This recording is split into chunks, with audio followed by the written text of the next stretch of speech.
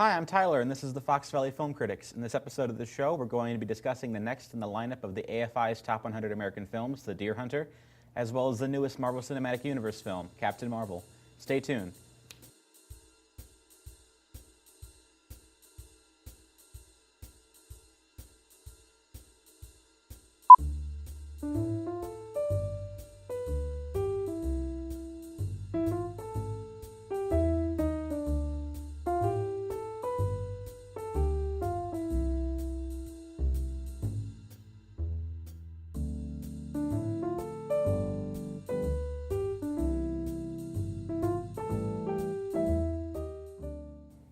Hello and welcome to the show, brought to you by Groupthink Productions and FVTV. Joining us once again is our favorite violence monger, Terry. Hello, thank you. That's much better. We went with Schlockmeister in the Yeah. first take, but I think Schlockmeister belongs to Steve, so... Yeah, Steve can have that. I'll take violence monger. I don't know what that makes Brad. But anyway, the horror monger, I guess. Yes. So anyway, we're going to be starting with Deer Hunter, which I had not seen prior to yesterday, so... I saw Deer Hunter when I was in college, so it's been a while since I've seen it.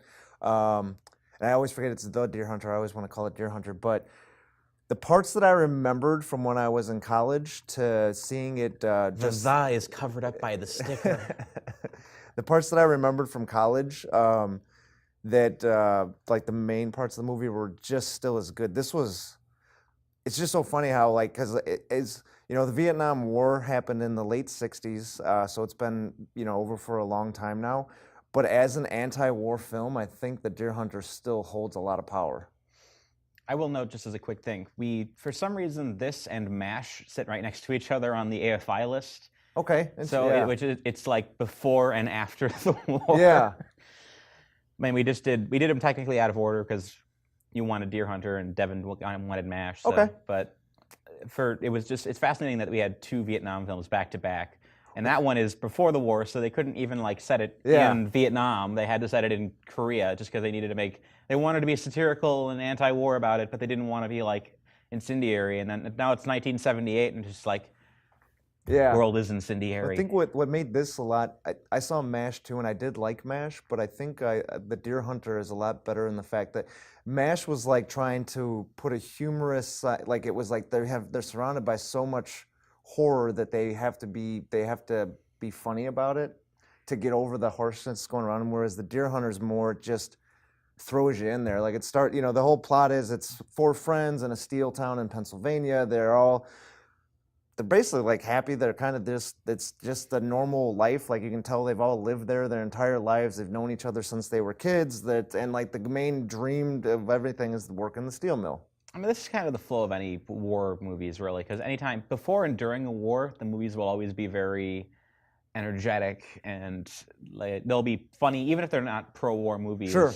They have to be a little bit on the nose about what they're doing. Obviously, again with MASH, it's like they didn't. Same with Kelly's Heroes or a lot of the early John Wayne war movies. Like they didn't want to just make something overt. But after the war, it starts to become clear that there's post-traumatic stress disorder and violence and trauma, and movies like The Deer Hunter are kind of a reflection of that. I mean, it kind of pairs with Apocalypse Now, but that one's a lot different. This is a very grounded movie where that one is not. Yeah. Well, think too, like what you're saying with, I like the way that there was a part that doesn't seem as important, but it is when Steven gets married and and this is the night before, like the weekend before they go to Vietnam, and they're all at the wedding and they're having fun and they're dancing, and then a Green Beret comes into the veterans bar. He's not part of the wedding. And it's like you have a whole group of people that are dancing and singing and laughing and drinking, and then this Green Beret comes in and he's just so sullen and shocked, and then he goes into the bar and orders a drink, and Michael, Robert De Niro's character, and Nick, Christopher Walken's character, and then I forget one of the other characters was in there. I don't remember if it was the guy with the who played Fredo or not in The Godfather, but when they order the Green Beret a drink and they're like telling him how great he is and like they can't wait to go to Vietnam and do this, and you can tell by his face he's basically like that's when they get their first I guess, introduction to like the horrors of the war, because they all think that like, man, we're gonna go over there and we're gonna, for America, and we're gonna take care and we're gonna win in Vietnam and everything's gonna be great. We're gonna have the honor of serving our country. And here's this guy that served the country, and he's like, just the look on his face and the way that he talks to him, it's just like, you guys, like when they were like giving him the drinks, you sir, and he just has this look like, you guys have no idea. Like, just, No. yeah, you guys have no idea. It's like, it's all baloney, basically, is like that whole thing. So I really like that he put that in there before they left, and it's almost like they got the introduction to it, but they still didn't get it. And I think that I like too when he does the Vietnam part, because I think he did a good job with the Vietnam War by keeping it very small. He didn't try and do the a big scale. It was very, the whole Vietnam part, the war part was very small, and I think that actually helped focus on, like, because that small part of the Vietnam, like that small part when they're in Vietnam before they get captured is it's very uncomfortable scene to watch. And I mean, the Vietnam segment as a whole, it's very short. I mean, this movie is Yeah. basically, everyone I've listened to talk about it says this movie exists in three parts. Mm-hmm. There's the happy wedding at the beginning, there's the being tortured in Vietnam, and then the end is they go home and they have to live with the effects of everything that happened. And the war part is it's brutal. There's a lot of torture scenes. The most famous ones, of course, being the Russian roulette scenes, which I'm told may or may not be historically accurate. And I know that the director has said otherwise, but historians say that apparently there wasn't a lot of Russian roulette being played by the Viet Cong. So, but it works for the movie, though. I think that what makes it too stand out still is that you see a lot of Vietnam movies that have been around, and they more so focus on the jungle fighting. Got Oliver Stone's Platoon, which was also more in the jungle. This was like one of the first ones that focused more on the traumatic experiences of being taken prisoner, like being a prisoner of war and what they had to do. So, historically accurate or not, I think that because those are some of like the most intense scenes of that when they're being forced to play Russian roulette. Yeah, I mean, obviously, if you were in that situation, the Viet Cong tortured people. Like there are people who became prisoners, and I mean, the most famous example I think I know is like Senator John McCain. He can't lift his arms over his head now because he was stabbed in the back too many times. So sure, people who were put in those camps, like they torture you to the point where you are like debilitated. So obviously, the Russian roulette is it's a metaphor more than it is a literal exploration of what happened. Yeah. But it's just you're put into a place where your psychology is tested and you're made to do something unbearable. Sure. So. And I think too, like the performances, Robert De Niro, Christopher Walken, the Academy Award winners, so of course they were good. There was a part too that I wanted to ask you that I think when Steven when he snaps and just finally starts going crazy when they put him in the pit and everything, I feel like that there was a hidden part of that because when they're underneath the shelter in the water and Robert De Niro's talking to Steven's character trying to make him calm down, Christopher Walken keeps going, Mike. And I think that was kind of like Christopher Walken's way of saying, like, I need you, like, you have to help me, like, I can't take this. But I think, because the whole relationship between Christopher Walken and Robert De Niro was, I think they kind of Robert De Niro thought that they were, like, the same, but Robert De Niro was, like, really, really, like, the mentally strong one, and I think he thought Christopher Walken was the same, so there's that scene where he's trying to help Steven, who obviously snapped, but I think Christopher Walken needed his help, too. Like, do you know the part that I'm talking about? Offhand, no. I mean, this is a very long movie, so. Yeah, yes, it is. This would be a movie that plays well in a movie theater. I mean, Yeah. I had to watch it. I didn't have time, so I had it playing in the background at work. Okay. But it's one of those movies like 2001 or something like that where you really just need to. Yeah. You need to settle in, get with a good drink, and like a movie theater where there's no distractions because this is a 3-hour focus movie. Yeah. There's a lot going on, and I didn't do that. No, that's fine. Because what made me think, because if you think about it, by the end of the movie, the one who was affected the most was Christopher Walken. Like, he couldn't get out of that lifestyle. Like, he needed it, basically, because it was like that whatever like the Russian roulette thing that happened to them when they were taken prisoner, like like Steven snapped, but eventually was able to he just couldn't integrate back into society. And I think because he lost both of his legs, that was it. Like there was nothing left. Michael was like, he was still somewhat Michael. Like he was always distant even before they went away to the war, but the war made him even more so. Like he just couldn't relate to his old life, whatever it was. But Christopher Walken just never left Vietnam, literally and figuratively. I mean, Michael goes back to Saigon to get him. I mean, that's a classic war story. It's the person who can't come home from war. Mm-hmm. I mean, there was a good video essay by I think it was Kyle Colgren who did a video essay on the Coriolanus movie, and he talked about how what's it called, the great Greek tragedies by Homer, like they were all stories about people coming home from war, and the journey is like enormous and that's symbolic. So like that's not a new thing. It's people who go to these situations, they lose themselves, and then they just can't come back. And obviously, for someone like Christopher Walken's character, that's the journey is just too huge, especially in something like Vietnam, where people had to face a lot of really severe hell on earth that tended to kind of screw with people. That's all the time we have for this segment.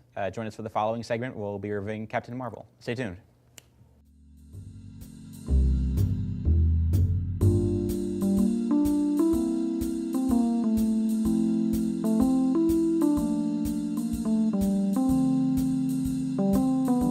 Welcome back. From the sublime to the ridiculous, we now go from a somber war movie about the horrors of war to a equally somber horror movie about the horrors of culture. So, what are your thoughts on the most controversial film of 2019? Oh God, yeah, Captain Marvel.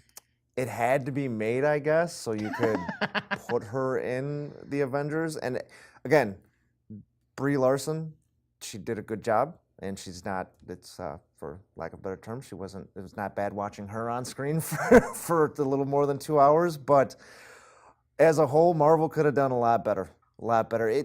There were parts of this movie that not only seemed so forced, but they were so cheesy, they were borderline campy. Like I was waiting for, Batman and Robin from the 60s to come in and start, because it was just, there were just so many, it's like they tried to force feed, it's like that, I don't know, yeah. I would just say that I find it to be a fine movie. It is on par with third tier. Fine? It's on par with third tier Marvel movies, so that it's baseline competent. I don't feel it offended me in any serious way. It's a safe Marvel movie. So I just felt that it was mostly kind of flat for the most part. It felt like all the cooking tools that went into something like Guardians of the Galaxy are in this movie, but they're just cooked out of order, and there's no balance between any of the elements. And honestly, I would hold this up as a problem with the directors more than anything else. I mean, everyone's talking about this as like a Marvel movie or a Brie Larson movie, and I'm like, no. Brie Larson is very good in some movies that she's been in. She's very good in Room. She's very good in a couple other movies. Like I liked her in Scott Pilgrim. But obviously, she's made political statements, and those have made people mad, so people are just dumping on the film. But I would say that the movie, to me, it's more so the hand of a pair of directors that don't quite know how to handle the material. I think that I don't know what their previous films are. I'd never heard of them before. It's a man and a female director. I don't even know their names offhand. So I would just say that it's kind of it's a baseline film that's protected mostly by the sense that Marvel is very good at keeping the standard consistent. So without a more interesting director, it just kind of there's no pacing to it. There's no good structure to it. It's just kind of there. Why will people never learn from Super Mario Brothers the movie? They had the same thing. The male female director that no one ever heard of, like big fans and everything, and that Super Mario Brothers movie was just, which I wouldn't say Captain Marvel is like. It's just, that's the best way I can. It was just like too campy at times. Like it just, like you expect the Marvel universe, like I especially with some of the movies they put out, you expect it to be a little bit more gritty. Like it was always like they explain how she got her powers, but she was always, and I get the whole like a really cool, like a really strong independent female character. I get that, but it's almost like it was too strong. Like it was just like It was like, I don't quite know why they decided to make Captain Marvel the Marvel Universe's most powerful character right after they established how powerful Doctor Strange was in the last movie. okay, I mean, do you yeah, remember how like him fighting? He's fighting toe to toe with Thanos, who has 4 Infinity Stones. Like I thought that kind of established that he was the most powerful character just because of his powers are so esoteric. But I guess in this case they decided that she now has the power of the sun to the point where Ronan the Accuser just looks at her, has one look at her, and he's like, nope. yeah, right, yeah, which was kind of cool, but kind of odd on the same thing because like Ronan in the Guardians of the Galaxy, once he got the Infinity Stone, he was ready to take on Thanos. Isn't Thanos like one of the most powerful people in the entire Marvel universe? Well, Thanos without the Power Stone, so without the whatever Infinity something, whatever. I haven't read the comics in like a year and a half. Without those, apparently he's on par probably with the Hulk or something like that. Meaning a character with a stone probably could take him Okay, one-on-one. But okay, obviously Ronan didn't get the stone till the end of the movie. yeah, So and I thank you for bringing because I'm gonna do a spoiler here, which really isn't a spoiler, but that's just goes to show like one of the worst lines. Annette Bening's character's alien's name was Marvel, and Samuel L. Jackson mispronounced it, saying Marvel, and like I don't know if that's supposed to be like some blown away moment, like oh my god, like he mispronounced it and said the name of the whole comic books that this is based off of. But I was just kind of like, really? Marvel is a very famous Marvel character. Okay. They recasted it was a male character from the 70s. Okay. And the character hasn't been in the comics forever because he died of cancer at one point. So, but they just kind of threw Marvel in because Marvel's important to the mythos of Miss Marvel and then Captain Marvel. So they just kind of added it, but it doesn't. It's not a comics accurate version of that character because she also has 5 minutes of screen time. So yeah, and said there were definitely apart from the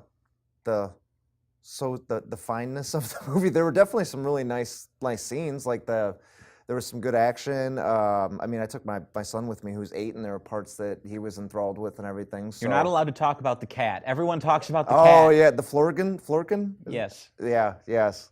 Yeah. Which it was humorous, but it's been done before. Every single positive review of this movie talks about the cat, and I'm sick to death of the cat. Yeah. And I like cats, so that's just.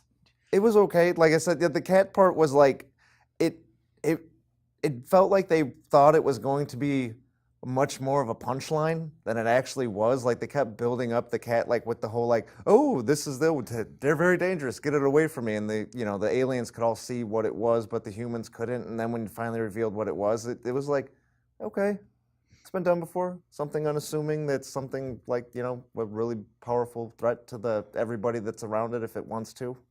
Like a small cat could eat you if it wanted to. I get it. It's been done before. I feel like they might have undersold the Skrulls. Like in the comics, the Skrulls are a much larger presence, and now they're just kind of being used as like a refugee metaphor. And then I did like the twist though, which you kind of that was the other thing too. It was almost predictable, but I did kind of like that how they did where the Skrulls actually they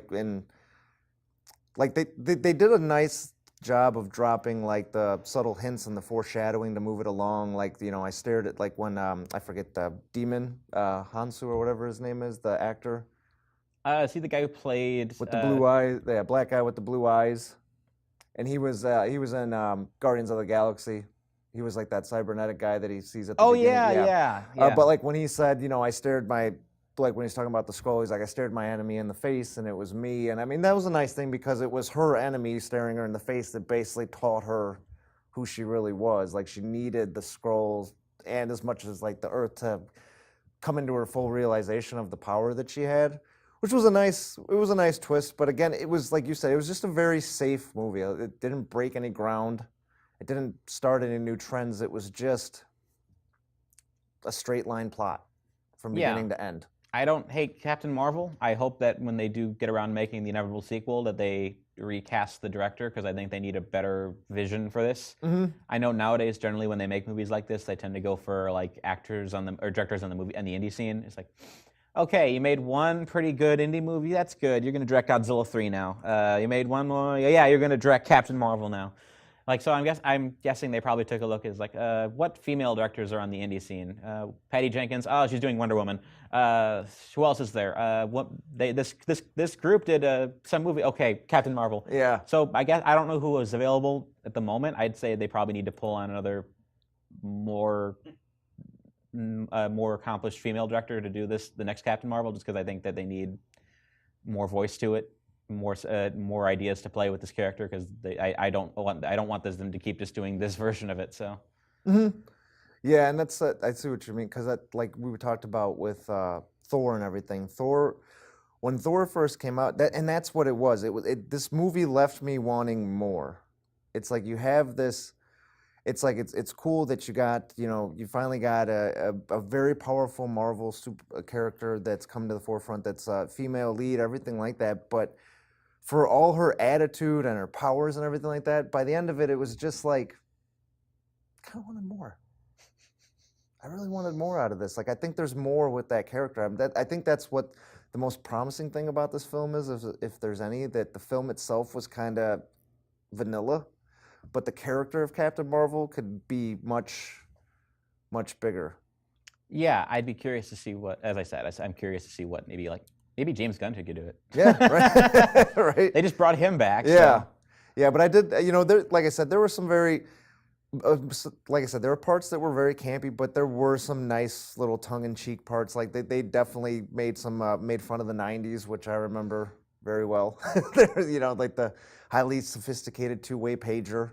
And this movie made me realize how quickly '90s nostalgia is going to die. I mean, yeah, It's like oh cool, Game Boys, CRT monitors, and everyone's gonna be like, we're done. Yeah, and I did it's like modern day, but less. I like how she crashes through a Blockbuster. That really kind of set the scene. They probably had to build a Blockbuster. Yeah, I thought the same thing. I'm like, oh my God, they had to build but I liked and disliked Samuel Jackson's Nick Fury character. Like, I like Samuel Jackson as an actor. I like Nick Fury as a character, but I think his character could have been better in this.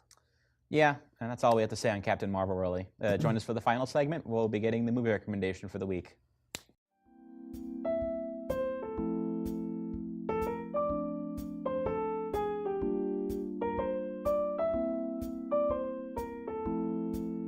Hello and welcome back. Time for the final segment where we'll be getting the movie recommendation of the week.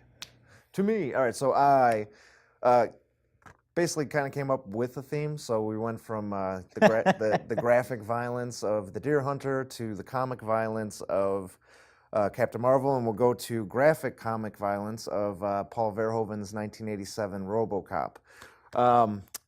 So RoboCop, there's a remake out, and the remake is really, really good. But if you're gonna get into RoboCop, I highly recommend the Paul Verhoeven version. There was actually a time, late 80s, early 90s, that Paul Verhoeven was he was the man for directing sci-fi action. He was like the go-to guy, and he definitely made some really good hits. I mean, on top of RoboCop, Total Recall is the other one that comes to mind, which has been remade also.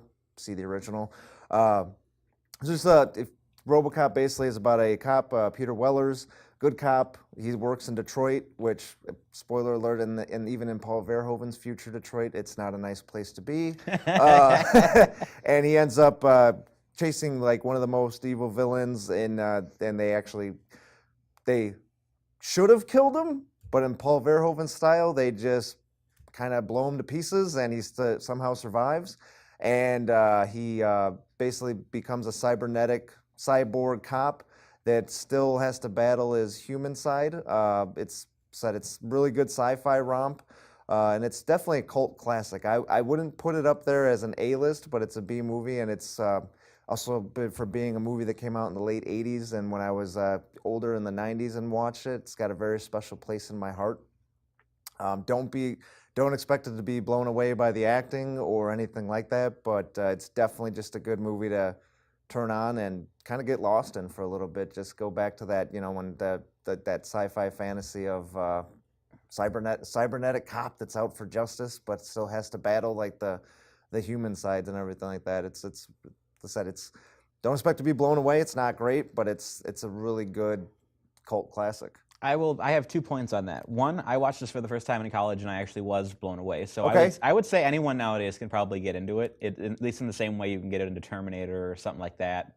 It's very accessible even by modern standards. Okay. Second, apparently Verhoeven still directs. So Yeah, is he back in Holland though? Because I know he was really Yes. accomplished in Dutch cinema. he did a 2016 movie called Elle. I just bought a copy of it Okay. at a family video for like $2. So Okay. it's sitting in my 7-foot tall movie stack in my room. So Well, the last movie he did in the U.S. was it Twister? Or did he do one after Twister? Showgirls? I don't know. Oh, you might be right, and that kind of ruined a lot of careers. Yeah, I can see why he's like, it's like, oh, RoboCop, Starship Troopers, Total Recall. Yeah, that's right. So and then Showgirls. Oh, you're done. yeah, but yeah, if you like, the sci-fi violence and everything like that, Paul Verhoeven was a master of that. It's like the Heaven's Gate of his career. It's Yeah, appropriate yeah. because that connects to that. It sure does. There you go. There's another theme right there. But yeah, so no, I'm actually glad that you said, because I didn't know how well RoboCop could hold up. And I mean, Peter Weller's is, he's a great. And it's full of weird 80s like CRT Yeah. special effects, but I mean, it's still great. And it's nice to see Red Fox before he was not Red Fox, Red from That 70s Show. That's the guy who's getting memed with the foot up the butt. Yeah, right? Kurtwood Smith. that was it's nice to see him. It's cool to see him as this super villain. Of course, the great Ronnie Cox, who was like a Paul Verhoeven go-to in any sci-fi thing. The Ronnie Cox with the Dick Jones from OCP with the gray hair and everything. Yeah. But yeah, there's definitely parts in this movie that you'll really like. Oh no, York lost his hat. There's parts too that also, like, my brothers and I still quote lines from it, and we still laugh about, like, I mean, the board meeting in the beginning when the Ed 209 robot just shoots the guy, and Best then scene. it's like, board meeting continues. Well, don't mind him. Don't mind Mr. Kenny that's just laying there dead from this malfunctioning robot. We'll just keep talking like it never happened. Kids, that's what we call satire. Yeah, right. Yeah. So yeah, it's good. Watch it. That's all the time we have for this episode of the Fox Valley Film Critics. I want to thank Terry for coming on once again, even though he does it every other week. So if you want to find past recordings of the show, you can do so at the Groove Thing Productions YouTube page. You can follow me on Twitter at AntisocialCriti. That's critic without the C at the end of it. And you can find all my written reviews at Geeks Under Grace and Legal Insurrection. I'm Tyler with the Fox Valley Film Critics. Have a wonderful day.